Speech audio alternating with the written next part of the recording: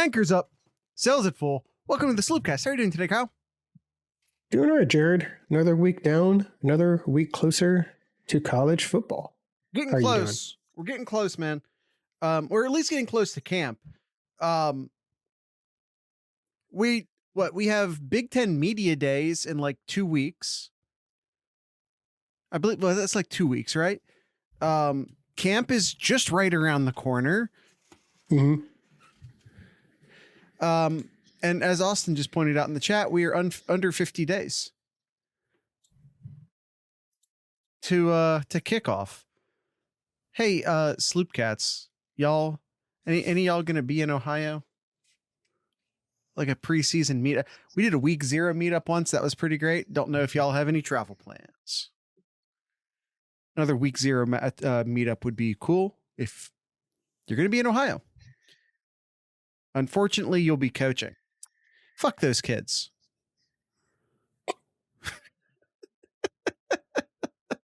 Sorry, I channeled my inner Michael Jordan for a second. Thank you, Kyle, for the Michael Jordan assist. Hey, no, that's the, he didn't say customer. He didn't say customers. That's a Jared. Yeah. You need to present your video. Presents my video. You do. Oh, not to the Discord. Yes. That is my bad. Start the camera. There we go. Guys, I remember it, says Austin. I remember to check, guys. This is one of those unofficial Sloopcast rules because it never makes it into the show until today. I either remember to change the branding or I remember to turn my video on to the Discord. It's one of those two things. Can we do OSU bi-week meetup? That sounds plausible. When is that? But that's an off pod conversation. We'll get around that. Today we're going to look at the recruiting class 2024 again, which we've been doing a lot lately, but we're doing that now because in a couple weeks, we're not going to be able to do it anymore. So what I want to do is sort of present, because we'll be so busy in just a few weeks from now, we'll be so busy. We're not going to really dive into recruiting anymore. So we're trying to sort of get the contingencies going here. Last time we talked, we did some final calls on some players. A couple of those players have since announced. Before that, or maybe I'm mixing those two up. We were talking like 2025 kids. We actually did a mock for 2025, which was stupid. And it's already, I've been trying to maintain it since then. And I've already basically turned it upside down. So that mock, you can just throw that one away or go back and listen to it and laugh at me for being wrong. You choose. And then before that, we did a 2024 mock, and the 2024 mock we're going to revisit today. So we're going to do some minor updates to the 2024 mock, but that's not just what we're doing. We're not just doing yet another 2024 mock class. We're trying to set up some contingencies this time. We're going to talk about who we have in the mock, but we also want to talk about, if not them, who. So we're trying to set up, yes, we think it's this player, but if it's not them, who's it going to be? So we're trying to go like mock plus here. We're trying to give you a mock, but then give you some alternatives to the said mock. Does that make sense? Am I making sense right now? Yes, Jared. To me, at least. I don't know about Austin says, unfortunately. Austin, okay. Austin, you, Kyle, and I have the same brain. I'm going to need Spikes to answer to see if I'm making sense or not. Spikes is typing. Am I making sense, Spikes? He's still typing. All right. Class of 2024. Quarterbacks. So you're going to cover every angle. We'll go with that. We'll go with that. Quarterback, Air Nolan. Duh. Moving on. Well, Again, because we're trying to build contingencies here, Kyle. All right.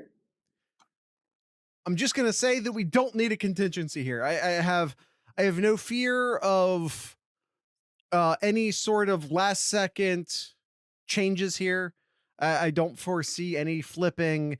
I just want to say, like, no need for contingent. The contingency here is that we don't need a contingency. Does that make sense? Am I making sense? Dwan Mathis wasn't expected to flip either.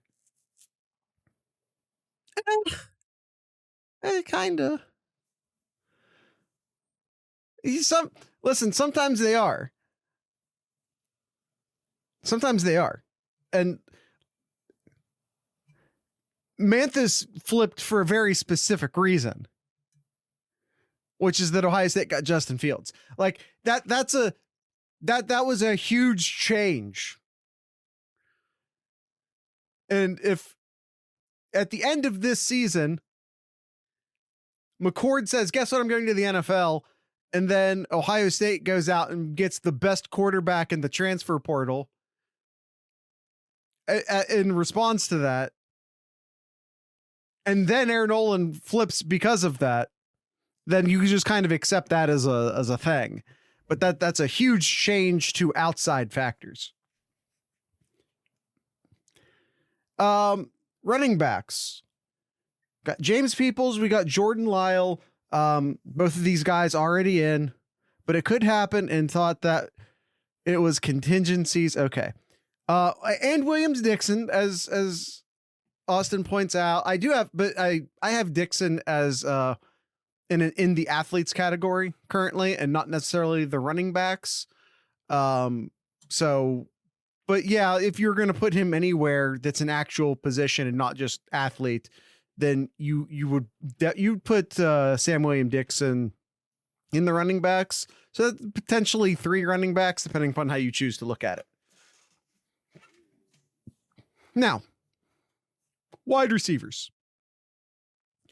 JJ Smith, despite people panicking on Twitter, what seems like once every week or so, there's no concern here about a flip. Same with Mylan Graham. I have no concerns here about a flip.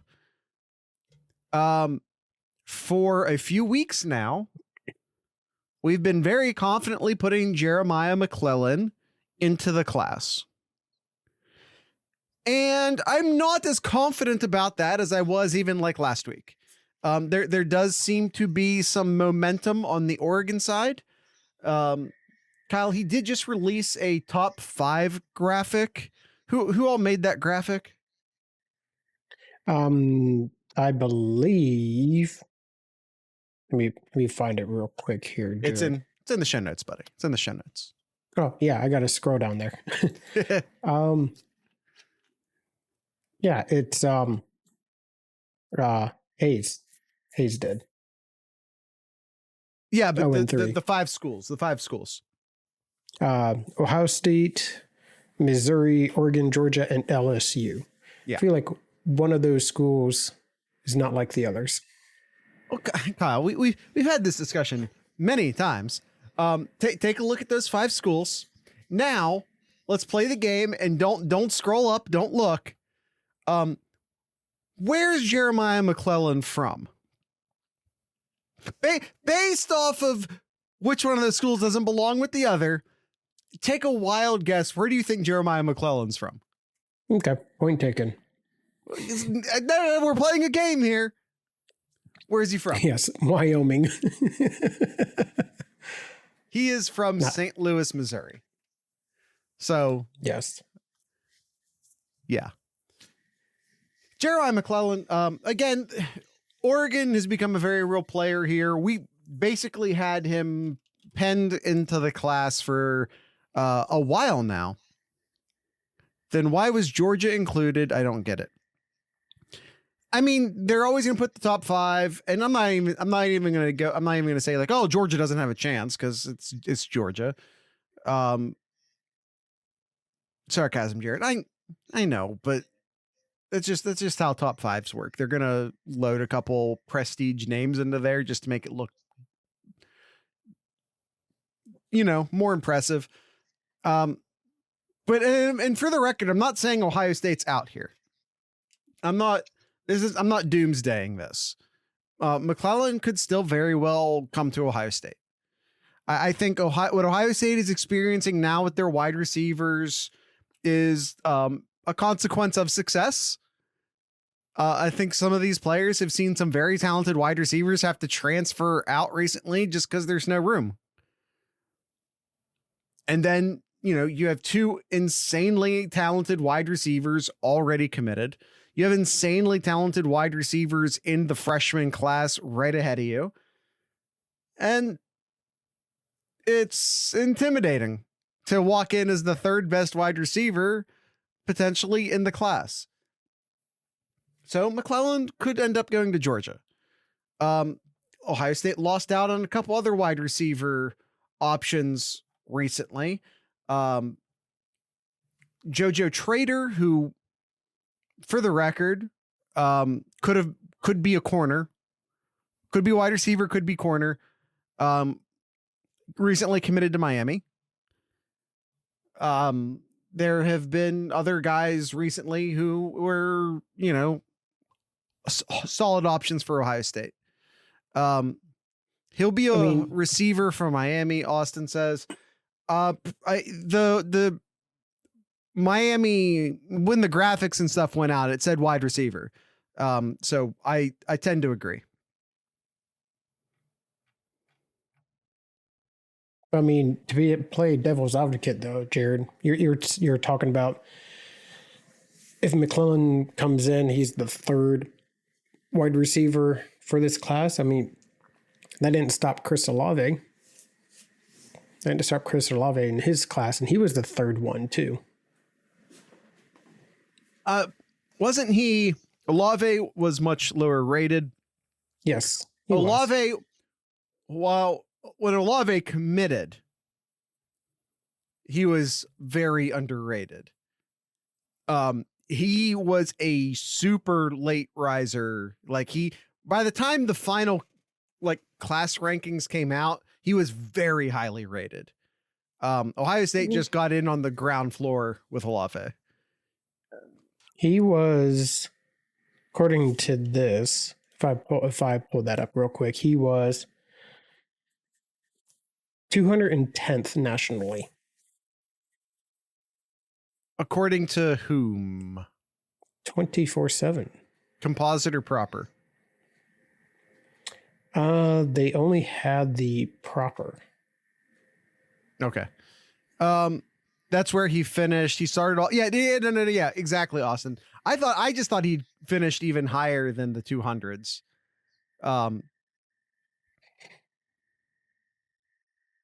I thought he finished in the top 100. 34th wide receiver. Yeah. In that class. We got OSU offer, you got bumped.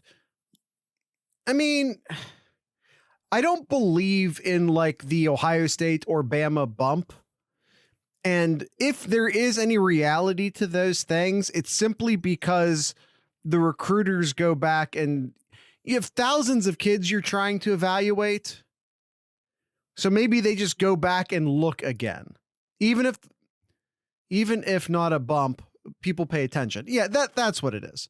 Someone goes, oh, Ohio State, Bama, Georgia, whoever, if they took this commitment, then we might need to reevaluate. Then they reevaluate and they say, oh yeah, he's actually really good. Instead of spending 10 minutes watching his film, they spent, an hour watching his film. It's just, they have to rank thousands of kids. It's tough. All right, but Kyle, if not Jeremiah McClellan, who? Well, that's the question. A lot of the wide receivers that Ohio State had, at one time we were looking at 4 wide receivers and another 2 who were really strong options, but those numbers feel real down right now. Players are committing elsewhere. Now, even though some players are committing elsewhere, I'm going to still talk about Kalen Adams, who literally just committed to Virginia Tech not that long ago. But in my opinion, If Ohio State came calling, I believe that Adams would still listen. But it's Virginia Tech basically. Yeah. There's been a wave. There's been a strong summer wave of kids committing. Like, I don't have the actual numbers to back this up, but it feels like there's a high percentage of kids committed right now compared to what you would normally see. Especially with, a lot of Ohio State targets have commitment dates of, before the season starts. So like by the time we get to like kickoff, it feels like a ton of the players. I think there's a lot of kids out there who are afraid that there's not going to be a spot left. So, maybe you commit to Virginia Tech to make sure you get a spot, but Kalen Adams also has interest and offers from Ohio State and Bama. And if Ohio State and Bama miss out on, I don't know, Jeremiah McClellan going to Oregon, maybe Ohio State picks that phone back up, and maybe Kalen Adams listens and maybe he doesn't. I don't know. I don't know him. I think another interesting name out there, Kyle, would be Micah Hudson, but Micah Hudson's a very highly ranked guy, but has had is it weird, Kyle, a weird recruitment so far? It has, yeah. According to the 24/7 composite, the 9th best recruit in this 24 class, number 2 receiver in the country, and the 2nd best in the state of Texas. But yeah, you're right, Jared. This is a really interesting one because he's pretty much done almost every visit he's gone to has always been unofficial, and the only one he's done an official visit to was just a month ago to Texas Tech. He's done unofficial visits to pretty much all the major Texas schools. He's done he actually was at Ohio State for the Iowa game last year. He did Tennessee. He's done a bunch of other unofficial ones, but yeah, this highly touted receiver only has one official visit so far. And I know there's a lot of talk about, Texas Tech, he's going to go to Texas Tech here. There's a lot of vibe there, but month past now since his official visit to Texas Tech, and now the Red Raiders over there are kind of worried a little bit about,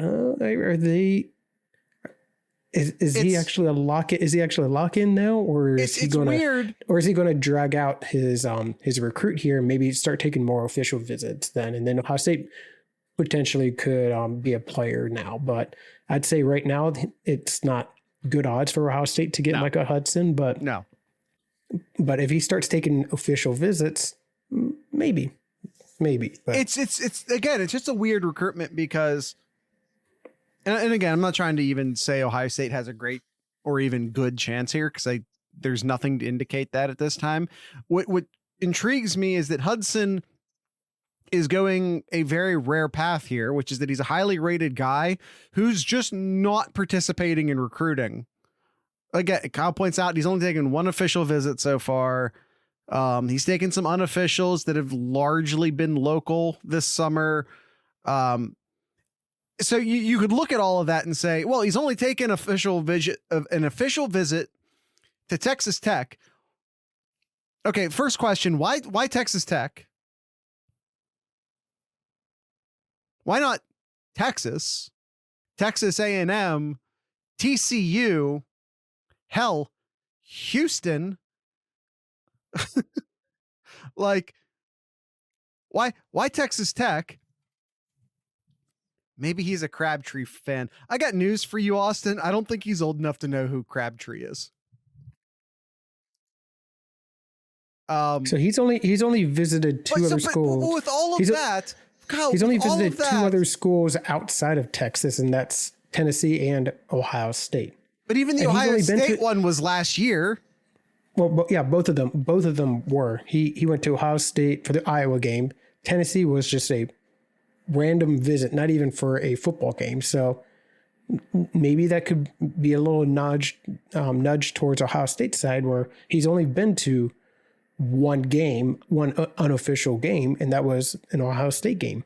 Well, it was an official game, but it was an unofficial visit. Yes. Yeah, it's weird because why Texas Tech?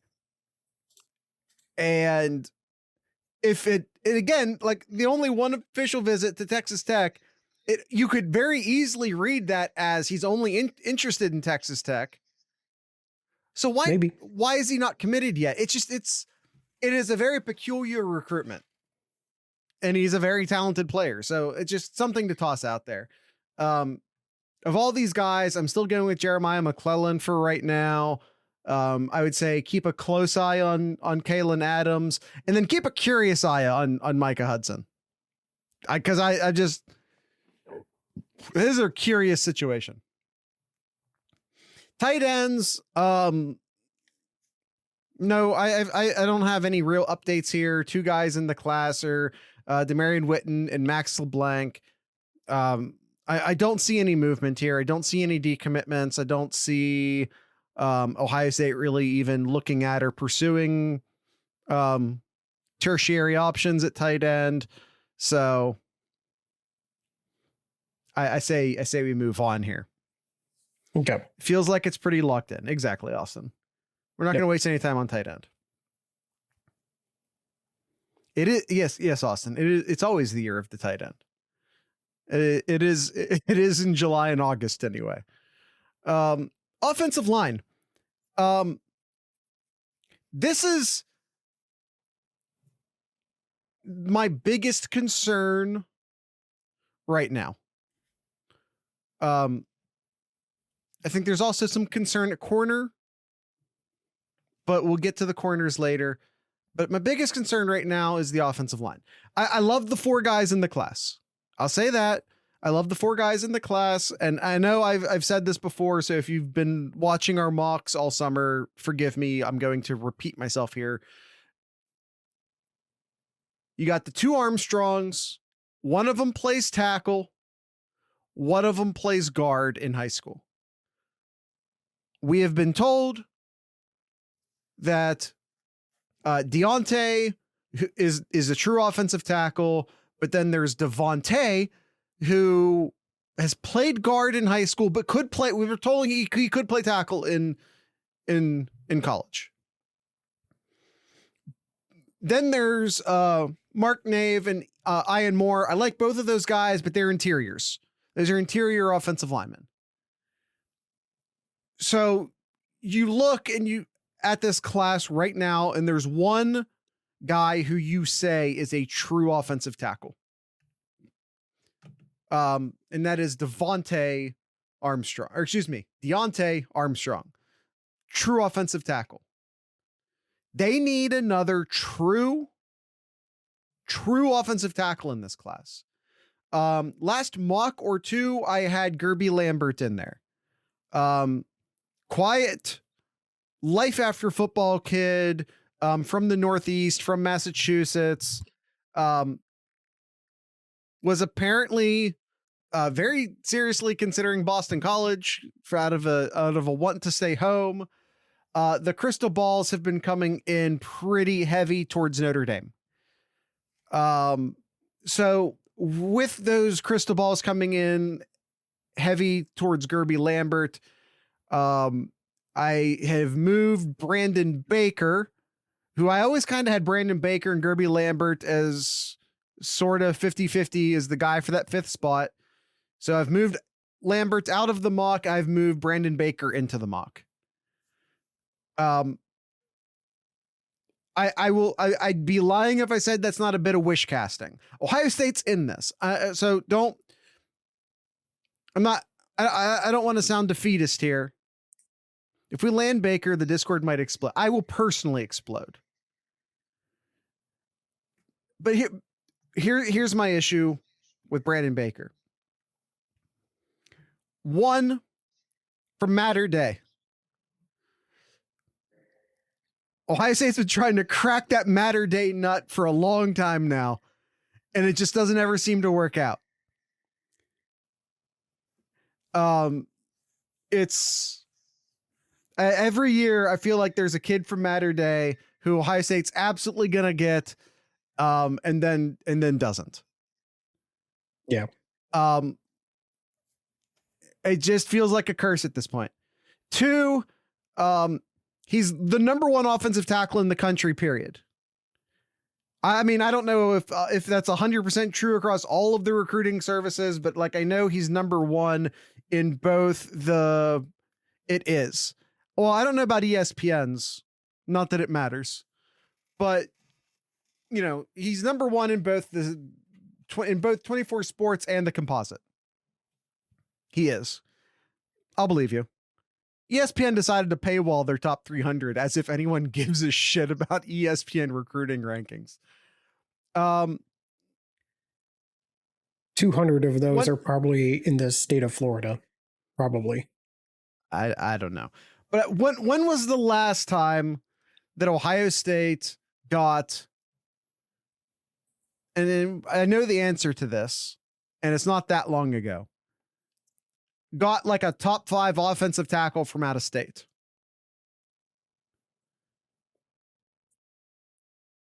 It doesn't happen all that often. It has happened once recently. Bonus points to anyone in the chat who can tell me who that is. But it's literally happened once recently, even semi-recently. And even then, there was an exploitation of a relationship there for sure. And not that I don't mean exploitation in a negative way. I'll just say that Greg Schiano signed, sealed, and delivered. I'm still waiting if anyone down in the chat can tell me who it is. Greg Schiano signed, sealed, and delivered this individual all by himself.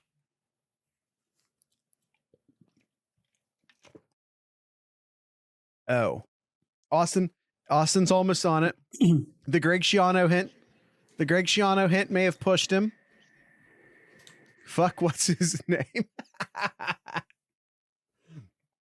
He played center. No, he didn't. No, we're specifically talking about offensive tackles.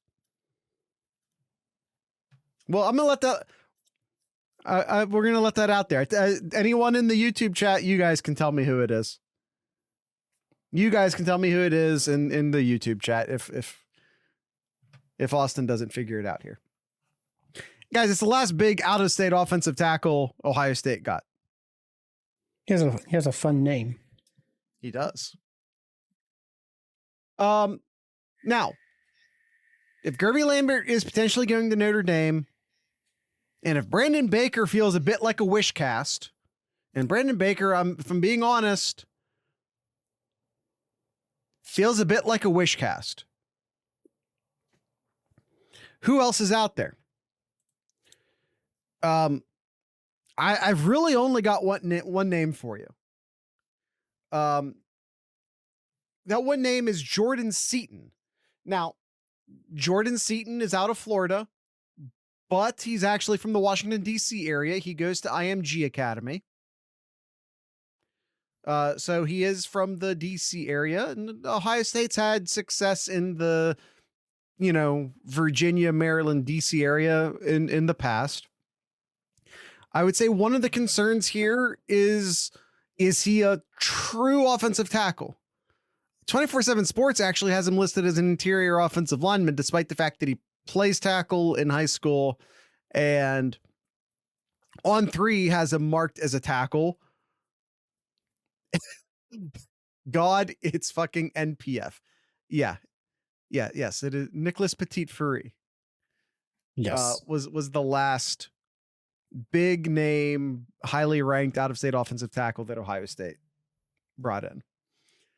And again, you want to get signed, sealed, delivered all by himself, Greg Schiano. You want to guess who the bonus points? Who was the next one?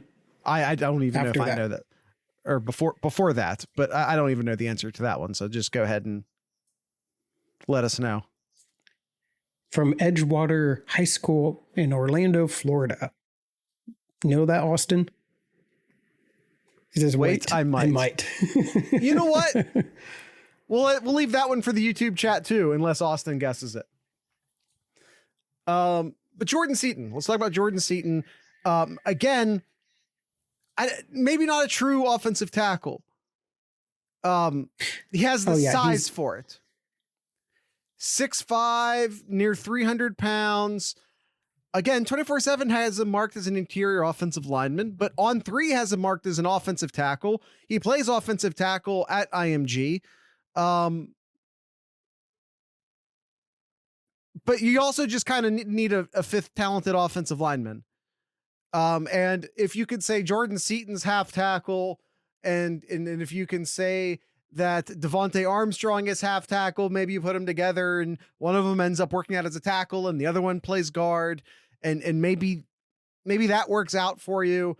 I mean, obviously, I'm gonna say like getting Baker or Lambert is the ideal scenario here. I've been saying that for weeks. The only thing that's really changed is that I've moved the likelihood of Baker higher than Lambert for the first time in a couple weeks, but I've always had him pretty close. But I'm just, again, Lambert seems to be trending to Notre Dame. Baker, I'm just pessimistic there out of my own fears and biases. I'm pessimistic there. But, I don't even know if but's not the right word, but if we're looking for a third option, I think Jordan Seaton's a really good third option, because even if he's not a true tackle, even if he doesn't work out at tackle, he's still a very wildly athletic and talented player. He's a top 100 player according to both the composite and I think it's I think he's actually even maybe more realistic of an option than either Lambert or Baker at this point.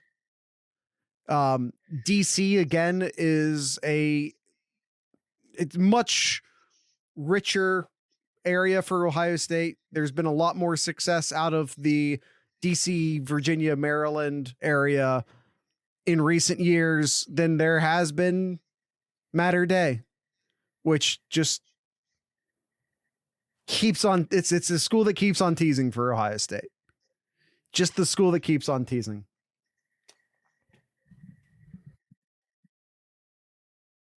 And I'll do a formal apology for the school that keeps on teasing if Brandon Baker does pick Ohio State. I'll do a formal apology. I'll be so happy I won't give a fuck, I promise. Athletes, we already talked about Sam Williams-Dixon. I'd love to put JoJo Trader into this category as well. JoJo Trader, as we were talking about with the wide receivers, recently committed to Miami.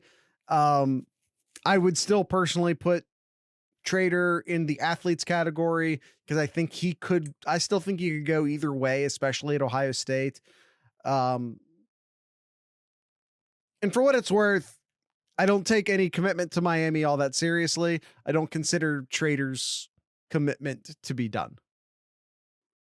I know he's committed. I don't care. I'll say it right now, and I'm not even going to say he's coming to Ohio State. I'm not even saying that. What I am saying is that I'll bet $5 with the first person who takes me up on it that he goes anywhere other than Miami.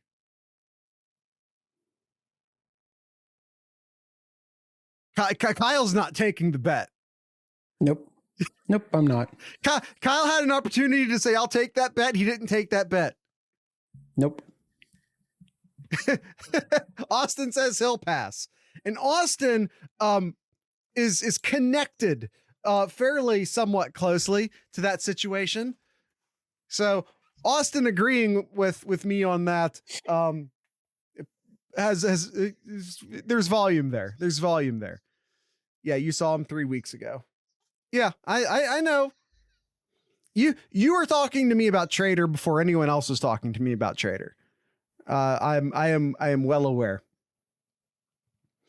All right, let's jump over to the defensive side of the ball.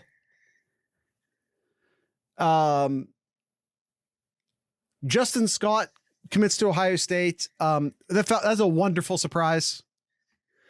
A wonderful surprise for Ohio State. I think that's given them a bit of an opportunity, especially when you consider the depth that they have at defensive tackle at the moment. But a lot of that depth could be gone.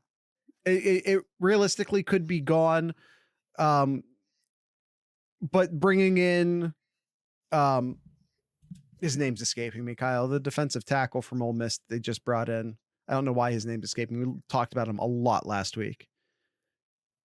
Yes.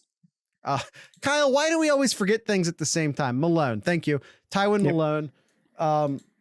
Bringing Tywin Malone doesn't just help for this year, but I would say helps a lot for next year. So between Justin Scott committing and Tywin Malone transferring in, that has bought Ohio State a little bit of time as far as replacing what could be, their 3 defensive tackles who they could lose all 3 of them this year. So it's probably still one additional tackle here. I still have, as I did, I believe the last time we talked, I still had Nigel Smith as the guy from Melissa, Texas. I still have Tywin Malone as the guy in the mock. I will say this, Ernest Willor Jr. I have right there with him. I don't know if they could. I know they would want to. I don't know if they could take both of them. So for right now, I'm only going to let myself put one into the mock. I'm going with Nigel Smith. He just feels a little bit more likely at this point. But if it ends up being Ernest Willor instead, I won't be at all shocked by that. Now, the question is, Kyle, what if they miss on both of them? Or what if they decide that they do need 3 and they only get one of them? Who else do they have out there at defensive tackle? Do you want to go back out to Matter Day? Yeah, let's go back out to Matter Day. Break my heart again. Break my heart again, Matter Day. Of course, we're talking about Aydin Breland out there in California land.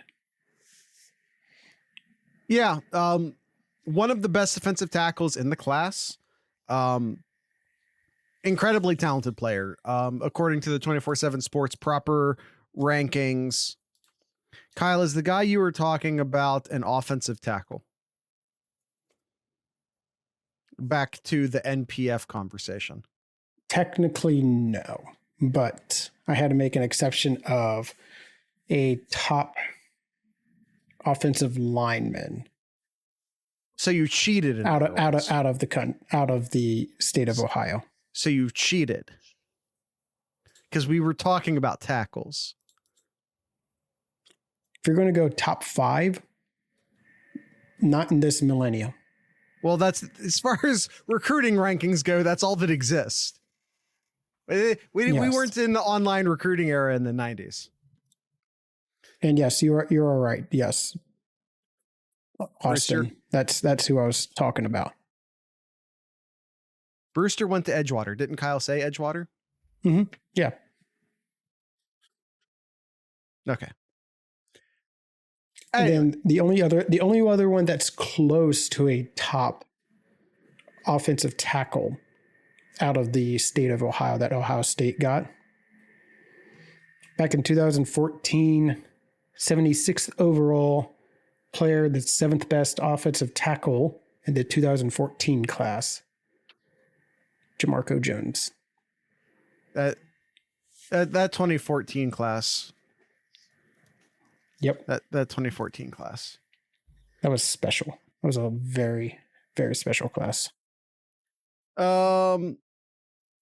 Anyway, back to the 2024 class, and they never won a natty. Yeah, I mean, yeah.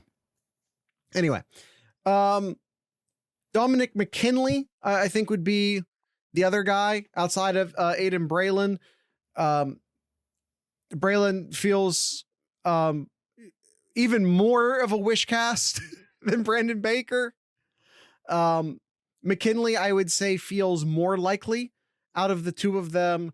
Although it, like, when was the last time Ohio State pulled a top flight player out of the state of Louisiana?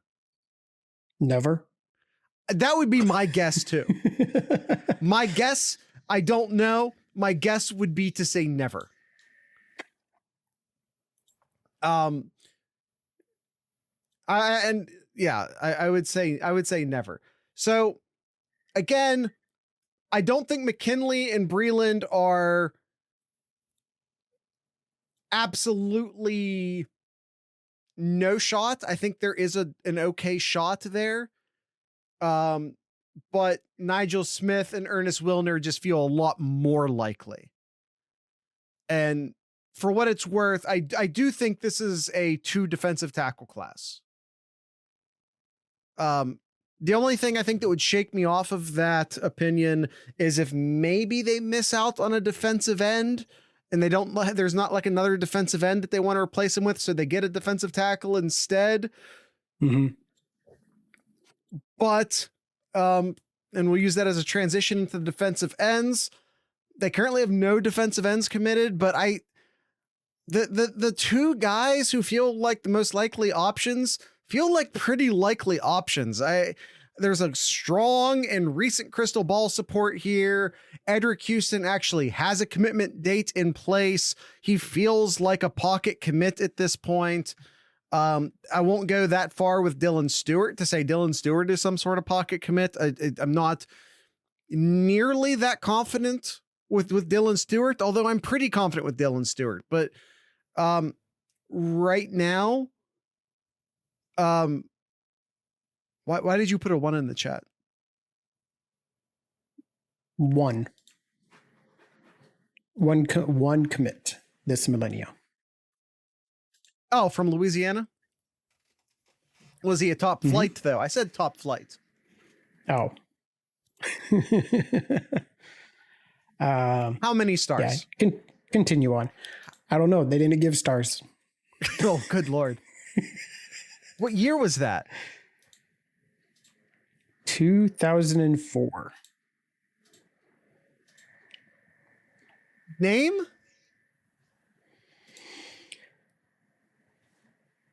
Nader Abdallah.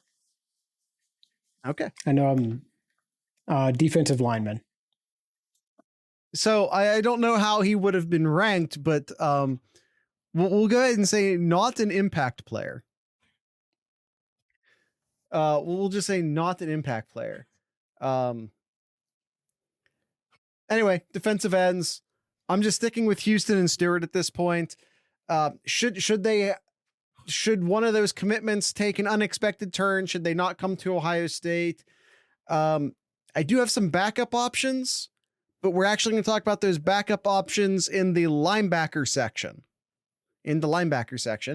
So Kyle, Kyngstonn I had confidence and I was going to say it. Kyngstonn Viliamu-Asa. Viliamu-Asa. So close. Yeah, it is so close. I give myself like a C. Give myself a C on that. Feel again very confident here. There's a commitment, a flat B. Thank you. I think you're being generous. There's a commitment date in place. That commitment date is only 6 days out from the day that this airs. Yep. This is released anyway. I would say there's a high level of confidence here for Ohio State. And I would say that 3 linebackers is about where you're at. Now, there are 2 additional names. Maybe in case this takes a weird out of nowhere unexpected turn. By the way, if you're going to go get a kid from California, KVA is from Bellflower, California, St. John Bosco. A California high school that Ohio State has had success with.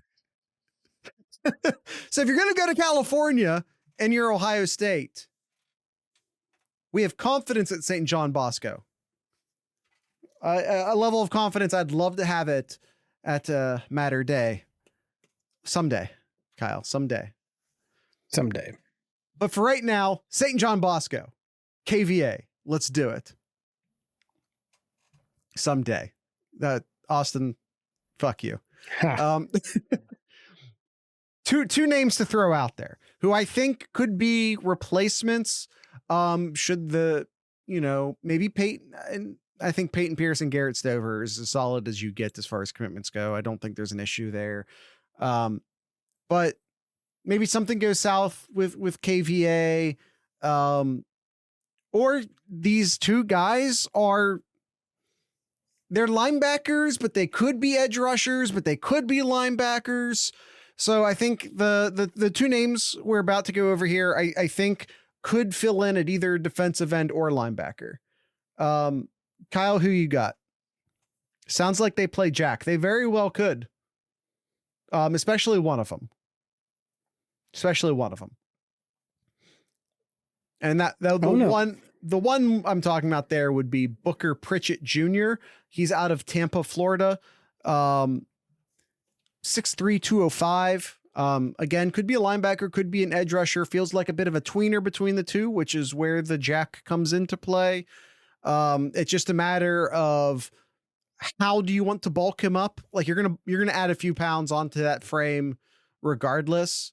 And a lot of the is he an edge rusher might come from his wingspan, because 6'3" isn't super, like it's on the shorter end of where there've been a lot of like elite pass rushing defensive ends. At 6'3", you could still absolutely be like the anchor defensive end, the strong side defensive end, but you're going to have to put on a lot more weight to do that. So again, it just depends on how you would bulk him. But Kyle, I think there's another name who fits maybe more the defensive end body type as far as height and weight goes. Who do you got there? Are you talking about the kid out of Georgia here? I sure am. King Joseph Edwards. You gotta, props to his parents. You're gonna name him King Joseph Edwards. You're setting the bar for him immediately. That's all I'm saying. You set the bar for him immediately. It's kind of like the Bailey brothers from a few years back. Champ and Boss Bailey. He goes to Wharton. That's a pretty good team, Pritchett. Yeah, absolutely. Booker, yeah. And King Joseph goes to Mill Creek, which has produced quite a few college football players as well. So I think King Joseph Edwards, Booker Pritchett Jr., I think are potential fill-ins in case something goes south with KVA, but also potentially at defensive end. I would say especially Edwards, who seems to have more the body build at this point to play defensive end at Ohio State. All right, cornerbacks. Kyle, I'm starting to get a little worried here. I think Ohio State wants 4 solid corners in this class. They have Bryce West. They have Miles Lockhart. Excellent. Great. Those are both recent commitments. Neither of those guys are going anywhere. We feel good here. Aaron Scott is set to commit on July 30th. The more I sort of sit on that, the commitment date being July 30th and everything else, the higher my confidence becomes. I'm starting to feel very good about Aaron Scott. The question becomes the 4th cornerback, in my opinion. Last time we did this, I moved Kobe Black into the class. Kobe Black, a lot like Brandon Baker, does feel a bit like a wish casting. I would say more likely than Ohio State, he ends up at Texas. But Ohio State's absolutely in this. Don't mistake me. Ohio State is in this. They are a part of this. There's no commitment dates in place. But my concern here comes when there was a point in time in which it felt like Ohio State had like this really solid crew of potential cornerbacks, a very solid crew of potential cornerbacks to bring into the class. Unfortunately, sort of as you were securing Bryce West and Adam Scott and Miles Lockhart and, trying to bring Kobe Black into things and trying to get all the, seems like a lot of these corners have dried up. Aaron Scott, Jared. Did I say the wrong Scott? Bryce West, Miles Lockhart, Aaron Scott. You said Adam. Oh, Adam Scott's the comedian. Won't be the last time I do that. And the golfer. But that's it, not and or the golfer. There's a golfer and there's a comedic actor. Anyway, moving forward. Aaron Scott. So the fourth corner. Again, Ohio State has a legitimate shot at Kobe Black. But it's not more likely to happen than not happen. A good shot, but like to say 40% feels generous. That's a decent shot, but it's still less likely than likely. And again, a lot of these other guys have kind of dried up. Tara Nichols commits to Kentucky. Charles Lester has a commitment date set for later this month. Seems to be going to Florida State. Iffy Ubid, I've never learned to say his name. Committed to Oregon. Yeah, Charles Lester, strong Florida State lean. Zabin Brown, a Mater Day kid who felt like a good option for Ohio State at one point, has since decommitted to Bama because that's what the Mater Day kids do to us. Corian Gibson commits in a few days. Feels like a strong Clemson lean. If Ohio State wants a fourth corner, I'm not sure where they go now. Again, there was this long list of corners who they had really decent relationships with, and that list seems to have dried up. Maybe they try and bring Tara Nichols back into the fold. The name's escaping me, a kid who committed to Michigan State a month or more back. Maybe you try to bring him back into the fold. And that's if you're, like I said, really trying to get a fourth corner in. And that's if you miss on Kobe Black and or Aaron Scott. But again, it feels a bit like what was once a position with a lot of options suddenly doesn't feel like a ton of options. Again, I feel very good about Aaron Scott at this point. I actually never really wavered far off of Aaron Scott. I got down into nervous territory, but I never gave up. I kept him in the mock the entire way. If they were to miss on both Aaron Scott and Kobe Black, that's a huge black eye for this recruiting class. It's a huge black eye for this recruiting class. But I do think Aaron Scott commits, which, if you get Aaron Scott, that obviously makes not getting Kobe Black sit much easier. But I don't know where they go for that fourth corner at that point. Again, there's some kids who have committed elsewhere who maybe you try to bring back into the fold, or, but sometimes those kids are just like, nah, I don't want to be your second choice. And I respect that. Like I do. It's like, no, you don't get to run out of guys who you'd rather have when, you know, Kentucky or Michigan State, whoever wanted me and treated me like a priority. You don't get to swoop in and then, you know, treat me like your plan B. Or some kids just be like, nah, I want to go to Ohio State. That's where I'm going to get coached the best. And, you know, and I understand both of those positions. I really do.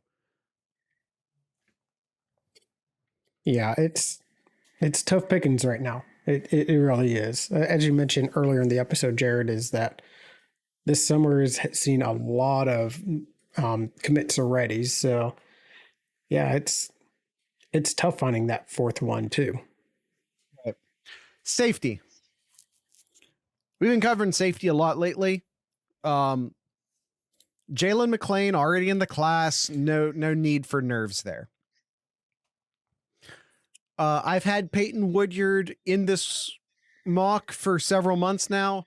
I'm not backing off of that. As much as I'd love to slot KJ Bolden in there, I think that I think he's going to Georgia.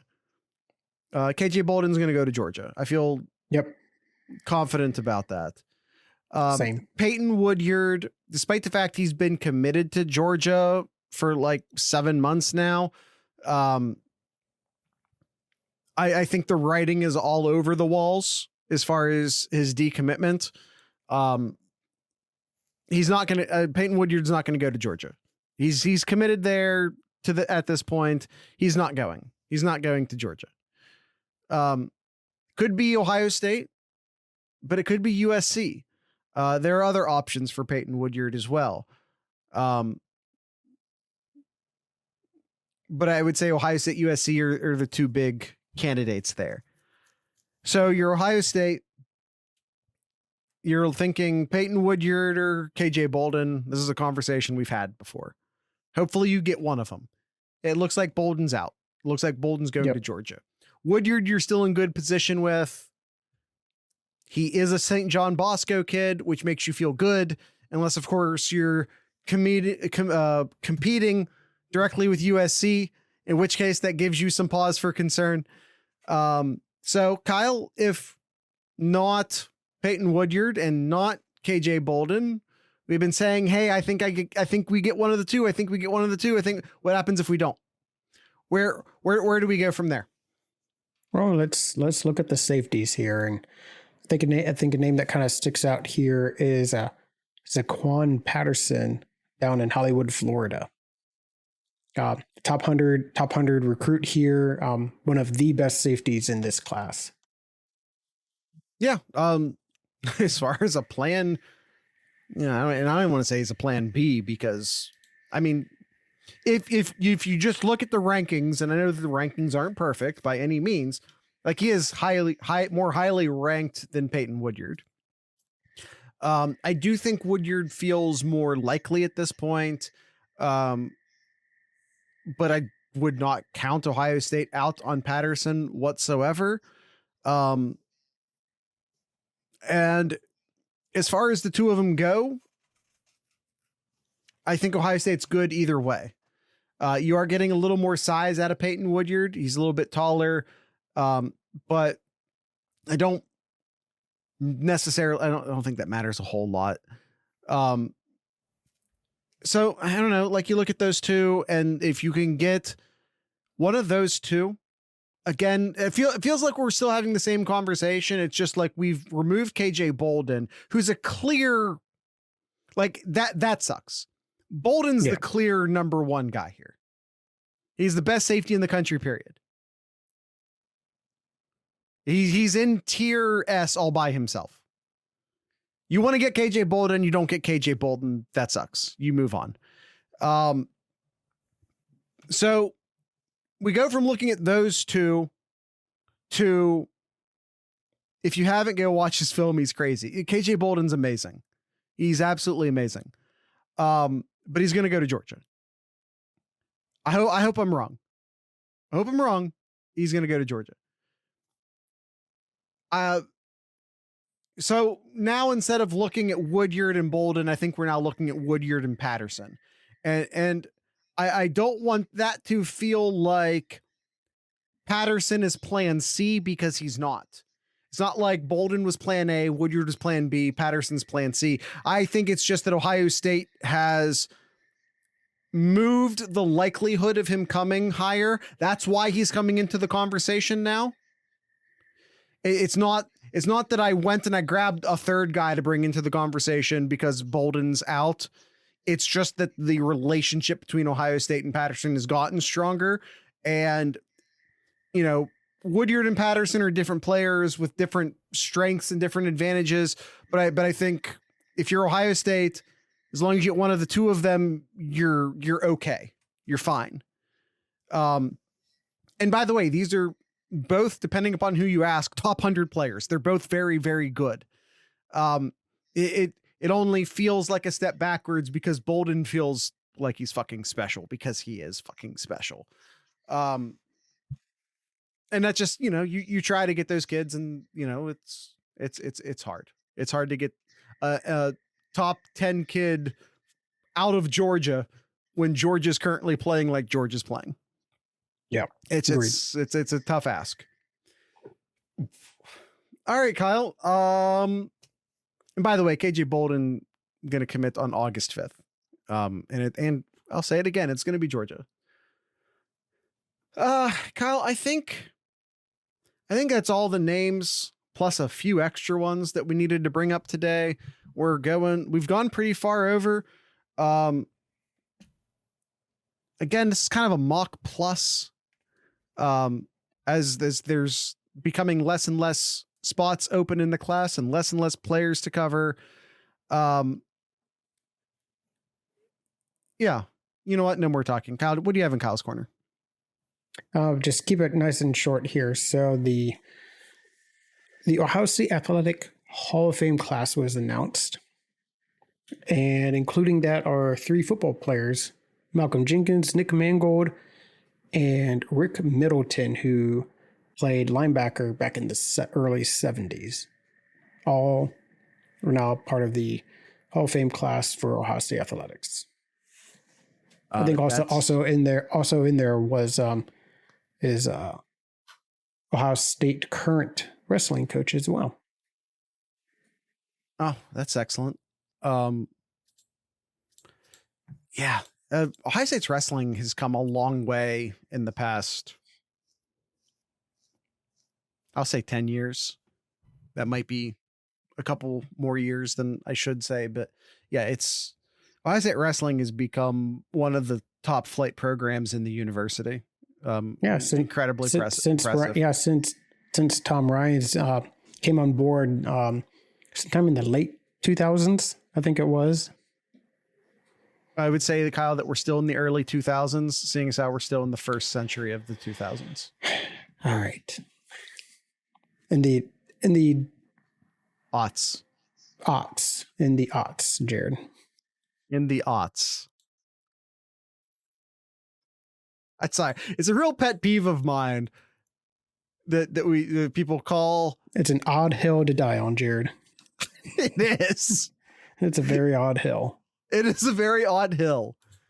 But to refer to a decade as the 2000s makes such little sense to me that I feel the need to run up on that hill with my flag and just plant it. Anyway. Yep, that's it. Let's go ahead and end this episode. Tonight's ending music will be brought to you by a band called Watershed. Sort of old royalty of Columbus local music. Name of this song is Obvious. Once again, Columbus-based band called Watershed. Name of the song is Obvious. So with all that being said, I'd like to encourage everyone to drink local beer, listen to local music, of course, support your local podcasters. Once again, this is Watershed.